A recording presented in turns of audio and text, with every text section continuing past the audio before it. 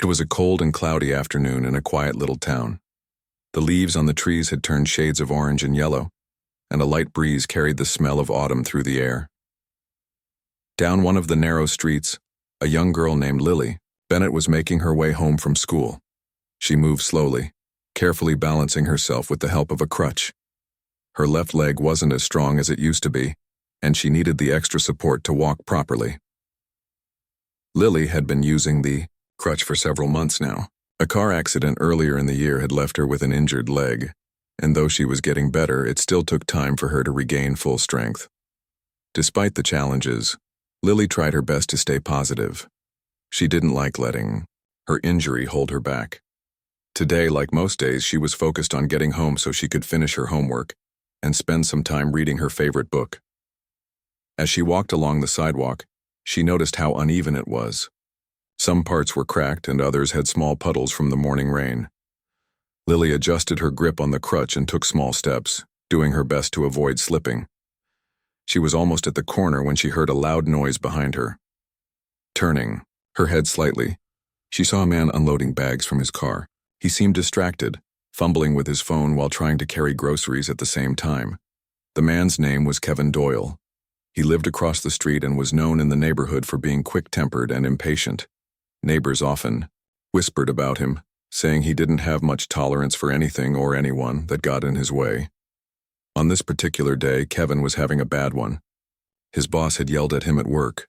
Traffic had been terrible on the way home, and now he was struggling to manage everything at once.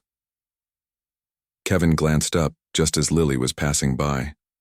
She was trying to step around a large puddle, but the uneven ground made it tricky. Without meaning to, she accidentally brushed against his car as she passed. It wasn't a hard bump, just enough to make a soft sound, but it was enough to catch Kevin's attention. Startled, he looked over and immediately scowled. "What are you doing?" he snapped, his voice sharp and angry. Lily froze, startled by his tone.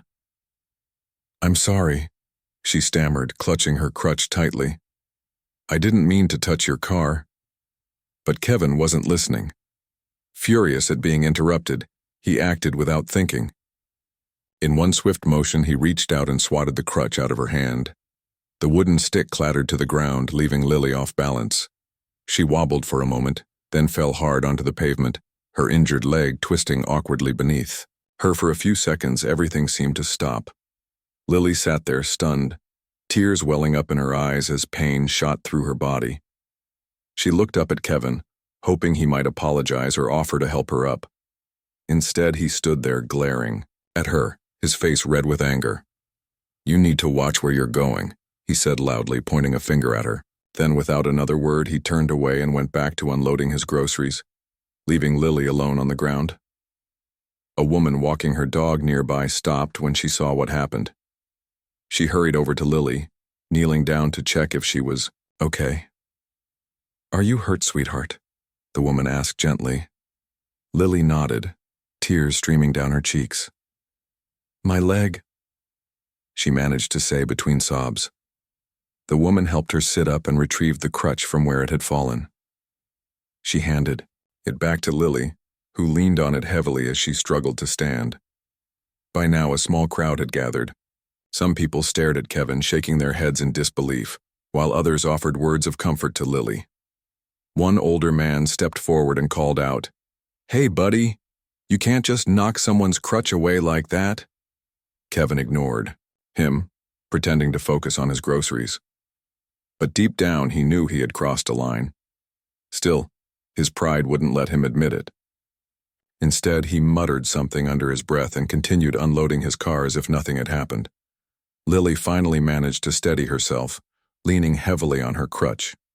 The woman who had helped her stayed by her side, offering to walk her home. Grateful for the kindness, Lily accepted. As they moved away from the scene, she couldn't help but glance back at Kevin. He hadn't even looked at her again, acting as though she didn't exist. By the time Lily reached her house, the pain in her leg had worsened. She limped inside and collapsed onto the couch, exhausted and upset. Her mother, Rachel Bennett, wasn't home yet. She worked long hours at a local cafe, but Lily knew she'd be back soon. Until then, All she could do was try to calm down and wait. What Lily didn't know was that news of the incident was already spreading. The woman who had helped her posted about it on the neighborhood forum, describing how Kevin had reacted violently toward a young girl with a disability. Within hours, the story gained traction, and people began talking about it. Some expressed outrage, calling Kevin heartless and cruel.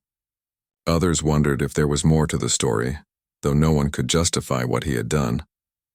When Rachel arrived home later that evening, she found Lily sitting quietly on the couch, holding an ice pack to her knee.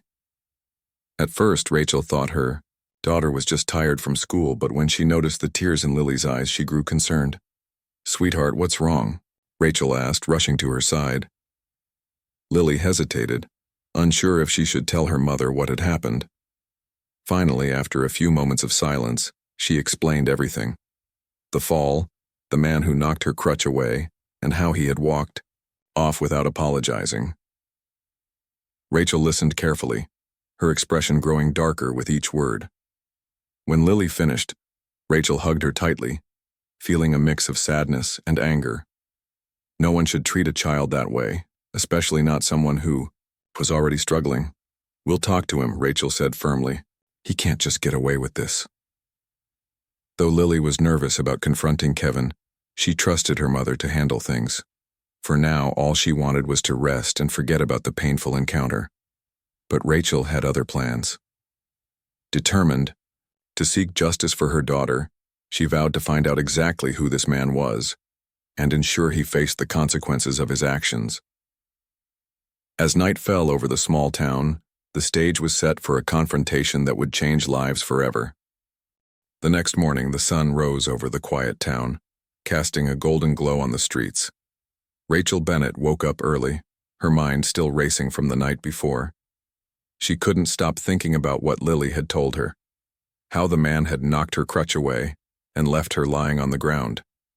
The image of her daughter sitting there, hurt and humiliated, made Rachel's blood boil. She knew she couldn't let this go. Someone needed to stand up for Lily. After getting dressed, Rachel sat down with Lily at the kitchen table. They ate breakfast quietly, but Rachel could tell her daughter was nervous. "Don't worry," Rachel said gently, placing a hand on Lily's shoulder. "I'm going to talk to him. He needs to understand what he did was wrong." Lily nodded but didn't say much. She trusted her mother, but the thought of facing the man again scared her. Rachel reassured her that everything would be okay and promised not to do anything reckless. With a deep breath, Rachel grabbed her coat, kissed Lily on the forehead, and headed out the door. As Rachel walked through the neighborhood, she noticed how calm it seemed. Birds chirped in the trees, and a soft breeze rustled the leaves on the ground. But beneath the peaceful surface, tension lingered. Word of what had happened the day before had spread quickly. Neighbors were talking about it, some shaking their heads in disbelief, others expressing anger. Rachel passed a few people who gave her sympathetic looks, knowing where she was headed. When she arrived at Kevin Doyle's house, her heart was pounding. She stood outside for a moment, staring at the front door. Taking another deep breath to steady herself, she rang the doorbell. A few seconds later, the door opened, and Kevin appeared. He looked surprised to see her at first, but when recognition dawned on his face, his expression hardened. "Can I help you?" he asked, his tone clipped and defensive. Rachel crossed her arms and met his gaze. "You're the man who knocked my daughter's crutch away yesterday," she said firmly. "Do you remember that?" Kevin frowned, shifting uncomfortably. "Look, I already told you it was an accident. She bumped into me and I reacted, that's all." "That's all?" Rachel repeated, her voice rising slightly. "You call taking a crutch away from a child an accident? Do you have any idea how dangerous that was?" Kevin rolled his eyes, clearly annoyed. "She's fine, isn't she? Stop making such a big deal out of nothing." Rachel felt her anger flare. How could he be so dismissive? "Nothing? My daughter was left lying on the ground because of you. She's been through enough already, and you just added to her pain. You didn't even apologize or try to help her up." Kevin leaned against the doorframe, crossing his arms as well. "Listen, lady, I don't have time for this. If you want to make a scene, go ahead. but I'm not going to stand here and listen to you lecture me. Rachel took a step closer, her voice growing louder. A scene? You're the one who caused this mess in the first place. People are talking about what you did, Kevin. They're angry, and they have every right to be. By now, a small group of neighbors had gathered outside. Some had come out of curiosity, while others wanted to show their support for Rachel. One woman stepped forward, holding her dog's leash. She's right, the woman said. We saw what happened. You should be ashamed of yourself. Kevin glanced at the crowd, his face reddening. He hated being the center of attention, especially when it was negative. This is ridiculous, he muttered. You're blowing this way out of proportion. No, we're not, another neighbor chimed in. It was Mr. Grayson, a retired police officer who lived down the street. His voice carried authority, and everyone turned to look at him. What you did was reckless, Kevin. You deliberately took her crutch and left her helpless. That's not something you can just brush off. Kevin clenched his jaw, trying to think of a response. Before he could say anything, Rachel spoke again, her voice trembling with emotion. Do you even know what my daughter has been through? She was hit by a drunk driver 6 months ago. That's why she needs a crutch. Instead of showing compassion, you treated her like garbage. The crowd gasped, and Kevin's eyes widened. For a brief moment, he looked genuinely shocked, but then his defenses kicked in and he shrugged. I didn't know that, he said gruffly. But it's not my fault she got hurt. Rachel shook her head, tears welling up in her eyes. It's not about whose fault it is. It's about how you treated her. You didn't care. You didn't even ask if she was okay. And now you're standing here acting like none of this matters. The tension in the air was palpable. Neighbors whispered among themselves, some shaking their heads in disgust. Others glared at Kevin, their expressions filled with disapproval. Even those who hadn't witnessed the incident firsthand were appalled by his attitude. Mr. Grayson stepped closer, his presence commanding respect. Kevin, you've always had a short temper, he said evenly, but this takes it too far. People are losing patience with you. If you don't start taking responsibility for your actions, things are only going to get worse. Kevin shifted uneasily, glancing around at the growing crowd. He realized he was outnumbered and outmatched. Still, he refused to back down completely. Fine, he said finally. If everyone's so upset, I'll stay out of your way. Happy now? No, Rachel replied sharply. That's not good enough. You need to apologize not just to me but to Lily, and you need to mean it. Kevin hesitated, clearly uncomfortable with the idea. But before he could respond, someone in the crowd shouted, Call the cops, let them deal with this. The suggestion sparked murmurs of agreement. A few people pulled out their phones, ready to dial the authorities. Kevin's face paled as he realized the situation was spiraling out of control. For the first time, he seemed genuinely worried. Wait, he said quickly, raising his hands in a gesture of surrender. There's no need for that, I'll apologize, okay? Just give me a chance. Rachel stared at him, weighing his words. She wasn't sure if he truly meant it, but she decided to give him the benefit of the doubt, for now. Fine, she said. But if I hear about you treating anyone else like this, I won't hesitate to take action.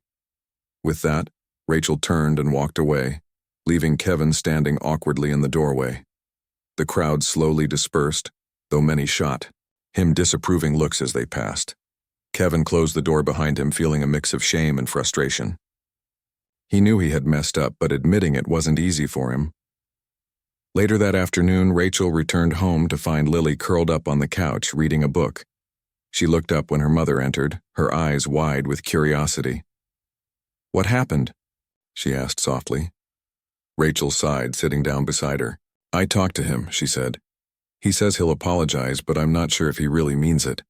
Lily frowned, hugging her knees to her chest. Do you think he'll do it again? I hope not, Rachel replied honestly. But if he does, we'll handle it together. No one gets to treat you like that, sweetheart, not ever. Lily nodded, leaning into her mother's embrace. For the first time since the incident, she felt a sense of relief. Knowing that her mother was fighting for her gave her strength, but deep down she also hoped Kevin would learn from his mistake. Maybe, just maybe, he'd realize how much harm his actions had caused. As the day came to an end, the town seemed quieter than usual. The confrontation between Rachel and Kevin had left its mark, stirring emotions and sparking conversations. Some neighbors vowed to keep a closer eye on him, while others praised Rachel for standing up for her daughter. Though the immediate crisis had passed, the ripple effects of Kevin's behavior would continue to shape the community in unexpected ways. For Rachel and Lily, life began to return to normal, or as normal as it could be. Rachel threw herself into work determined to provide a stable environment for her daughter. Meanwhile, Lily focused on healing, both physically and emotionally. She still used her crutch, but each day brought her closer to regaining her independence. For Kevin, he kept to himself in the days that followed. He avoided eye contact with his neighbors and stayed indoors as much as possible. The weight of what he had done, and the judgment of those around him, was a heavy burden to bear. Whether he would change remained to be seen, but one thing was certain. His actions had consequences, and the town wouldn't forget anytime soon. The days that followed the confrontation between Rachel and Kevin were tense and uneasy. While Kevin stayed hidden inside his house, avoiding any contact with the neighbors, Rachel found herself at the center of attention in the community. People admired her courage for standing up to him, and many stopped by her home to offer their support. Some brought food or kind words, while others shared stories about similar experiences they'd had with Kevin. Rachel appreciated the kindness, but couldn't shake off the lingering frustration.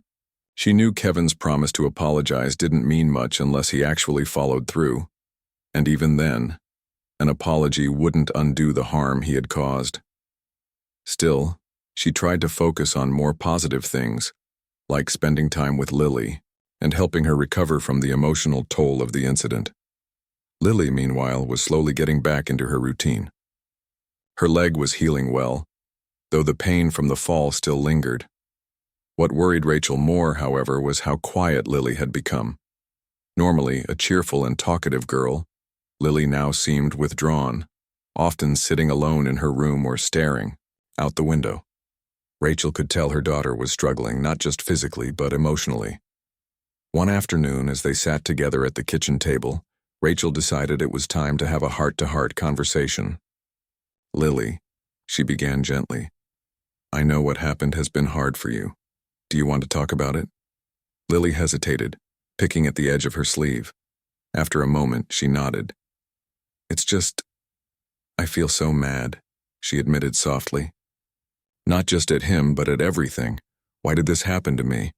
First the accident, and now this." Rachel reached across the table and took her daughter's hand. "I know it's unfair, sweetheart. You've been through so much already, and no one deserves to be treated the way he treated you. But remember, none of this is your fault." "No," Lily said, her voice trembling. "But it still hurts. I keep thinking about how he looked at me like I wasn't even a person." Rachel felt her chest tighten. The thought of someone treating her child with such disregard was unbearable. "You are a person, Lily," she said firmly, "and a wonderful one at that. Don't let anyone make you think otherwise." Lily managed a small smile, squeezing her mother's hand. "Thanks, Mom. I guess I just needed to hear that." As the days passed, the neighborhood continued to buzz with talk about Kevin. Some people wanted to give him another chance, believing everyone deserved forgiveness. Others argued that his behavior was too reckless to ignore. Among these voices was Mr. Grayson, who remained vocal about holding Kevin accountable. One evening, Rachel ran into Mr. Grayson while walking home from the grocery store. He greeted her warmly, then lowered his voice. "How's Lily doing?" he asked. "She's getting better," Rachel replied. "But it's taking time." Mr. Grayson nodded thoughtfully. "That man needs to understand the seriousness of what he did. I've seen his type before, always looking for excuses, never taking responsibility. If we don't push back, he'll do it again," Rachel agreed. "What can we do?" "Well," Mr. Grayson said, glancing around to make sure no one was listening, "there's something you should know. Kevin's had run-ins with the law before, not major crimes, but enough complaints from neighbors about his temper. I've been thinking, Maybe it's time someone reported him officially. Rachel hesitated. Reporting Kevin to the authorities felt drastic, but she couldn't deny that. It might be necessary. Would that really help? She asked. It would send a message, Mr. Grayson replied. And it might force him to change his ways. Otherwise, he'll keep causing trouble and someone else could get hurt. After saying goodbye to Mr. Grayson, Rachel spent hours thinking about what he had said. She didn't want to ruin Kevin's life, but she also couldn't stand by and let him act recklessly without consequences. Finally, she made up her mind. The next morning, she called the local police station and explained the situation. To her surprise, they took her seriously and promised to investigate. When officers arrived at Kevin's house later that week, he was visibly shaken. They knocked on his door and informed him that there had been a formal complaint filed against him. At first, Kevin denied everything, insisting it was all a misunderstanding. But when the officers mentioned the witnesses and evidence gathered from the neighborhood, his defenses crumbled. "You're making a big mistake," he stammered, panic creeping into his voice. "I didn't mean to hurt anyone." "That may be true," one of the officers said calmly. "But your actions speak louder than your intentions. We need you to come down to the station to answer some questions." Kevin reluctantly complied, climbing into the back of the police cruiser. As the car drove away, neighbors watched silently from their windows. Some felt satisfaction at seeing justice served, while others felt a pang of sadness for how far things had escalated. Back at the Bennett household, Rachel kept the news from Lily for as long as she could. She didn't want her daughter worrying unnecessarily, especially since the investigation was still ongoing. But eventually, Lily overheard snippets of conversations and pieced things together. "Mom," she said one evening, her voice hesitant. "Did you call the police on Kevin?" Rachel sighed, knowing there was no point in lying. "Yes, I did," she admitted. "I didn't want to, but I felt like it was the right thing to do. He needs to understand that what he did was wrong." Lily was quiet for a moment, processing this information. Then she asked, "Do you think he'll go to jail?" "I don't know," Rachel replied honestly. "That's not up to me. All I can do is trust that the system will handle it fairly." Despite her reassurances, Lily couldn't shake the feeling that something bigger was coming. The idea of Kevin facing legal consequences scared her, not because she pitied him, but because she feared retaliation. What if he came after them once everything blew over? Sensing her daughter's unease, Rachel pulled her close. "No matter what happens, I'm here for you," she said firmly. Ting Hua. The investigation into Kevin Doyle's actions moved quickly, and soon the entire town was talking about it. Neighbors whispered about what might happen to him, while others wondered if the police would take the matter seriously. For Rachel Bennett, the days felt long and uncertain. She tried to focus on keeping things normal for Lily, but the weight of what she had set in motion hung over her like a storm cloud. At school, Lily noticed that some kids treated her differently. A few gave her sympathetic looks while others avoided her altogether, unsure of what to say. One day during recess, a boy named Ethan approached her. He was usually quiet, but today he seemed determined to speak up. "Hey, Lily," he said, sitting down beside her on the bench. "I heard about what happened with that guy. Are you okay?" Lily shrugged, fiddling with the strap of her backpack. "I guess so. It's just weird. Everyone keeps asking me about it." Ethan nodded, looking thoughtful. "Yeah, I get that, but my mom says it's good your mom stood up for you. That guy shouldn't have done what he did." For the first time in days, Lily smiled faintly. "Thanks, Ethan. That means a lot." As word spread about the police involvement, Kevin's life began to unravel. The officers questioned him thoroughly, reviewing witness statements and gathering evidence. They also looked into his past, discovering several unresolved complaints from neighbors about his aggressive behavior. While none of these incidents had been serious enough to lead to charges before, they painted a troubling picture. When combined with the recent events involving Lily, Kevin grew increasingly anxious as the investigation dragged on. He stopped going out altogether, afraid of running into anyone who might judge him. His phone rang constantly with calls from curious or angry neighbors, but he ignored them all. At night, he lay awake, staring at the ceiling, dreading what might come next. One evening, there was a knock at his door. When Kevin opened it, 2 police officers stood outside, their expressions unreadable. "Mr. Doyle," one of them said, "we need to inform you that formal charges have been filed against you. You'll be required to appear in court next week." Kevin's heart sank. "Charges?" he repeated, his voice barely above a whisper. "For what?" "For reckless endangerment and harassment," the officer replied. "You'll receive more details in writing, but we wanted to notify you personally." Kevin closed the door without another word, feeling like the walls were closing in around him. He had always prided himself on being tough and independent, but now he felt completely powerless. The thought of facing a courtroom filled him with dread. Meanwhile, Rachel and Lily prepared for the upcoming trial. Though neither of them relished the idea of testifying, they knew it was important to see the process through. Rachel spent hours explaining everything to Lily, making sure she understood what would happen and answering any questions she had. "Do I have to talk in front of everyone?" Lily asked nervously one afternoon. "Yes, sweetheart," Rachel replied gently. "But only for a little bit. Just tell the truth about what happened. That's all they want to hear." "What if he gets mad at me?" Lily whispered, her eyes wide with fear. Rachel hugged her tightly. The day of the trial arrived, bringing with it a mix of tension and anticipation. Rachel woke up early, her mind racing with thoughts about what might happen in court. She dressed carefully, choosing an outfit that made her feel strong and confident. Then she went to Lily's room to check on her. Her daughter was already awake, sitting on the edge of her bed and staring at the floor. "Hey, sweetheart," Rachel said softly, sitting down beside her. "Are you ready for today?" Lily nodded, though her hands were trembling slightly. "I think so," she replied, "but I'm still scared." Rachel wrapped an arm around her shoulders.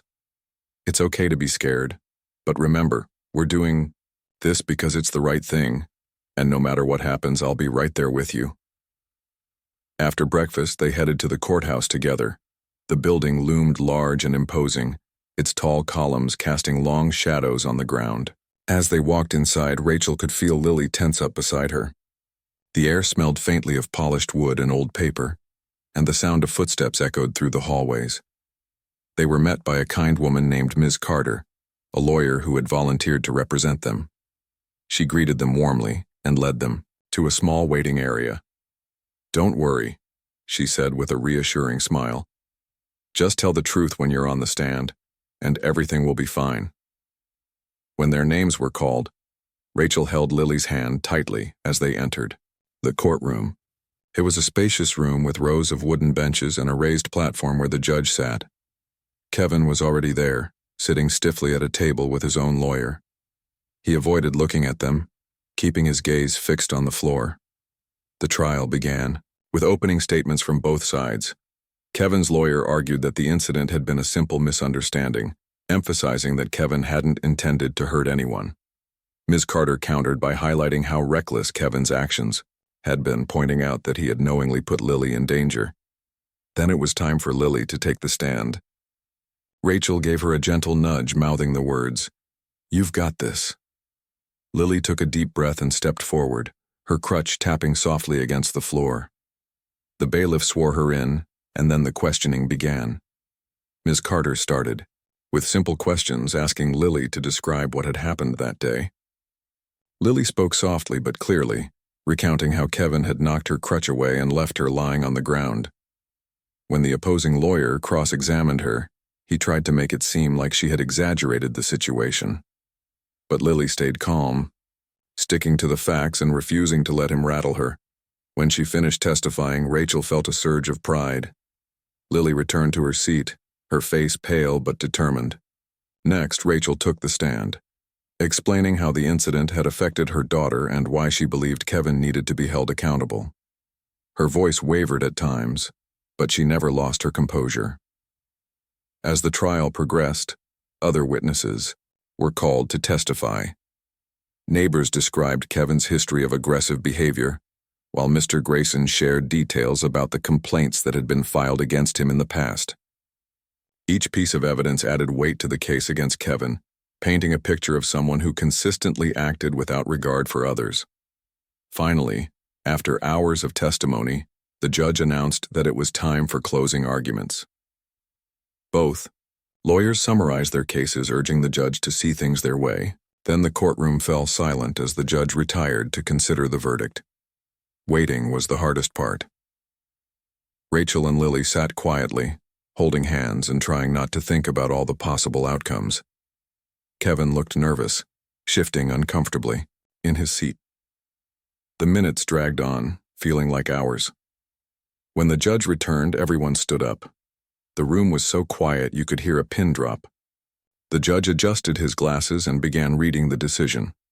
Based on the evidence presented, he said slowly, I find the defendant guilty of reckless endangerment and harassment. While there was no intent to cause serious harm, the actions taken by Mr. Doyle were careless and unacceptable. Therefore, I am ordering him to complete community service, attend anger management classes, and issue a formal apology to the victim. A wave of relief washed over Rachel as she exhaled deeply. Beside her, Lily squeezed her hand tightly. Though the punishment wasn't severe, it was enough to send a clear message.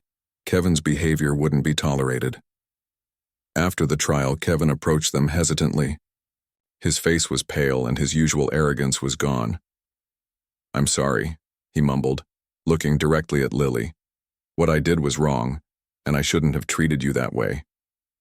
Lily stared at him for a moment before nodding slightly. Thank you for apologizing, she said quietly. It wasn't forgiveness, but it was a start.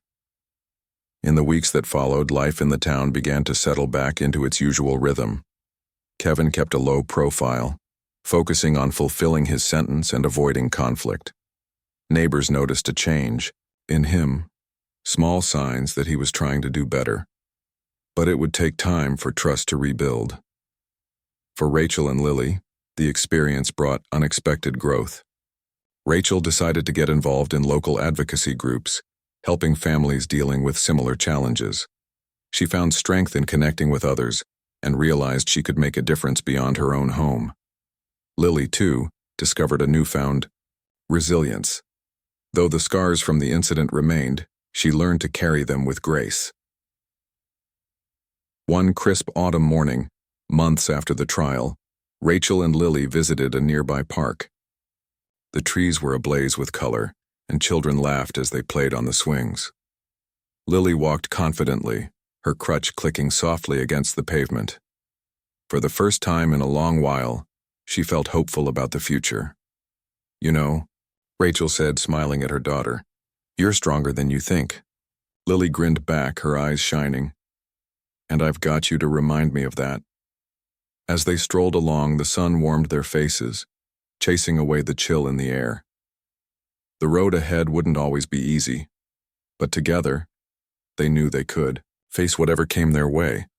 Sometimes even in the darkest moments there is light, and in that light healing begins.